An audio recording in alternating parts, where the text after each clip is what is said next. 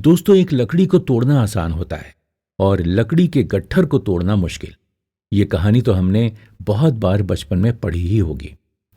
आजादी के बाद भारत भी अलग अलग लकड़ियों की तरह बिखरा पड़ा था। इसे समेटकर एक साथ लाकर एक ना टूटने वाला गट्ठर बनाना बहुत जरूरी था, और ये काम किया सरदार वल्लभ भाई पटेल ने। नमस्कार दोस्तों, आप सुन रहे हैं शेखर बंदोपाध्याय की लिखी from Plassey to partition and after की बुक समरी। अब हम जानेंगे कि किस तरह भारत भारत बना और कहां कहां भारत को एक बनाने में दिक्कतें आईं। आजादी के बाद भारत में करीब 584 प्रिंसली स्टेट्स थे। प्रिंसली स्टेट्स पर ब्रिटिशर्स डायरेक्टली राज नहीं करते थे, बल्कि यहां पर भारतीय राजा का ही शासन होता था। इसे ध्यान में रखते हुए 1947 में इन प्रिंसली स्टेट्स को ब्रिटिशर्स ने दो रास्ते दिए थे, या तो भारत और पाकिस्तान में से एक में जा मिलें या फिर आज़ाद रहें। इसी के चलते ब्रिटिशर्स इंस्ट्रूमेंट ऑफ एक्सेशन लेकर आए थे। ये प्रिंसली स्टेट्स और भारत या पाकिस्तान के बीच एक एग्रीमेंट की तरह काम करता था। इसके तहत अगर कोई प्रिंसली स्टेट भारत के साथ एग्रीमेंट साइन करता तो इसका मतलब होता कि अब इस स्टेट पर भारत सरकार डायरेक्टली शासन कर सकती है। इन प्रिंसली स्टेट से बात करके उन्हें भारत का हिस्सा बनाने के काम को सरदार वल्लभ भाई पटेल और वीपी मेनन ने अंजाम दिया था। इन्होंने अलग अलग प्रिंसली स्टेट से बात की और उन्हें भारत में शामिल होने को मना लिया था। सरदार पटेल ने बहुत ही प्रसिद्ध कैरेट एंड स्टिक पॉलिसी का इस्तेमाल करके अलग अलग प्रिंसली स्टेट्स को भारत का हिस्सा बनाया था। इस पॉलिसी के तहत वो प्रिंसली स्टेट्स के राजाओं को कैरेट यानी पैसा ऑफर करते थे या फिर स्टिक यानी बल का प्रयोग करते थे। इस तरह उन्होंने भारत को पॉलिटिकली यूनाइट किया था। इसी की वजह से आज सरदार वल्लभ भाई पटेल को भारत का बिस्मारक भी कहा जाता है। लेकिन जूनागढ़, हैदराबाद और कश्मीर में यह एग्रीमेंट साइन करने में कुछ दिक्कतों का सामना करना पड़ा था। अगर हम जूनागढ़ की बात करें तो इसके राजा उस समय नवाब महाबत खान जी थे। उनकी इच्छा पाकिस्तान के साथ मिलने की थी। जब उन्होंने ये घोषित किया तो उसके बाद उनके राज्य में आम लोगों ने विद्रोह शुरू कर दिया था। इसके चलते वो पाकिस्तान भाग गए थे। इसके बाद इंडियन आर्मी ने जूनागढ़ को घेर लिया और वहां पर रिफरेंडम यानी जनमत संग्रह करवाया था, जिसमें 99.95% जूनागढ़ वासियों ने भारत के साथ जुड़ने के पक्ष में ही वोट किया था। तो इस तरह जूनागढ़ 20 फरवरी 1948 को भारत का आधिकारिक तौर पर हिस्सा बन गया। अगर हम हैदराबाद की बात करें तो 1947 में हैदराबाद के नवाब थे मीर उस्मान अली खान। वो एक मुस्लिम शासक थे और उनकी जनता ज्यादातर हिंदू थी। उन्होंने भी पहले पाकिस्तान में मिलने की इच्छा जाहिर की थी। सरदार पटेल और भारत सरकार के बहुत मनाने के बाद भी वो नहीं माने, तो फिर पुलिस को हैदराबाद में भेजा गया और ऑपरेशन पोलो नाम से 13 सितंबर 1948 को एक ऑपरेशन चलाया गया।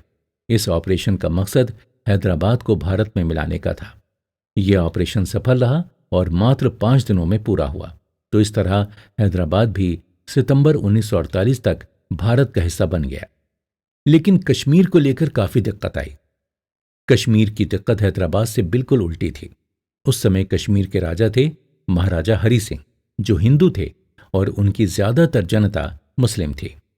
पाकिस्तान शुरू से ही कश्मीर को अपना हिस्सा मानता था। दूसरी तरफ भारत भी कश्मीर को अपने देश में मिलाना चाहता था।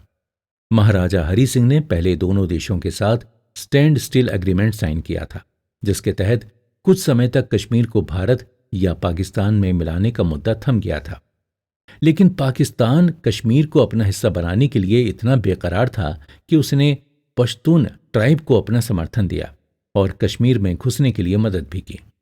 पश्तून ट्राइब कश्मीर में घुसकर आम लोगों को मारने लगी और साथ ही साथ कश्मीरी मुस्लिमों का समर्थन भी जुटाने लगी। महाराजा हरि सिंह की फौज इनसे लड़ने में नाकाम हुई, इसलिए उन्होंने भारत से मदद मांगी। लेकिन भारत ने अपनी फौज कश्मीर में भेजने से पहले हरि सिंह के सामने एक शर्त रखी। शर्त थी कि हरि सिंह भारत के साथ इंस्ट्रूमेंट ऑफ एक्सेशन साइन करें।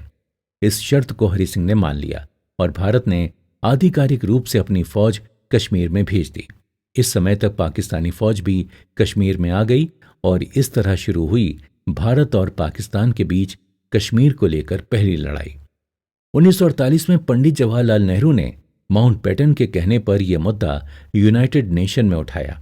उसके बाद यूएन ने कश्मीर के मसले का हल निकालने के लिए एक 3 पॉइंट का रेजोल्यूशन पास किया था, जिसके चलते पहले पाकिस्तान अपनी सेना को कश्मीर से वापस लेगा, फिर भारत अपनी फौज को वापस लेगा और फिर कश्मीर में प्लेबिसाइट यानी जनमत संग्रह किया जाएगा।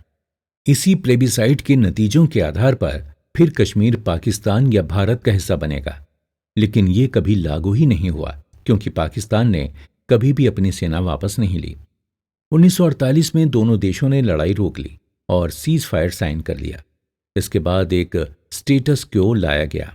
इसका मतलब था कि भारतीय सेना और पाकिस्तानी सेना जहां है वहीं रुक जाएगी और आगे नहीं बढ़ेगी। जो हिस्सा पाकिस्तान ने कब्जा लिया था उसे आज भारत पाकिस्तानी ऑक्युपाइड कश्मीर कहता है और पाकिस्तान उसे आज़ाद कश्मीर कहता है। कश्मीर आज तक भारत और पाकिस्तान के बीच चर्चा का मुद्दा बना हुआ है। कश्मीर को लेकर भारत और पाकिस्तान के बीच 1965 और 1999 में भी युद्ध हो चुके हैं और हर बार भारत ने पाकिस्तान को बुरी तरह हराया है। आज़ादी के बाद भारत की कई उपलब्धियों में से ये एक उपलब्धि है। तो दोस्तों, अगले एपिसोड में हम आज़ादी के बाद से लेकर आज तक की भारत की अलग अलग उपलब्धियों के बारे में चर्चा करेंगे। आप हमारे साथ बने।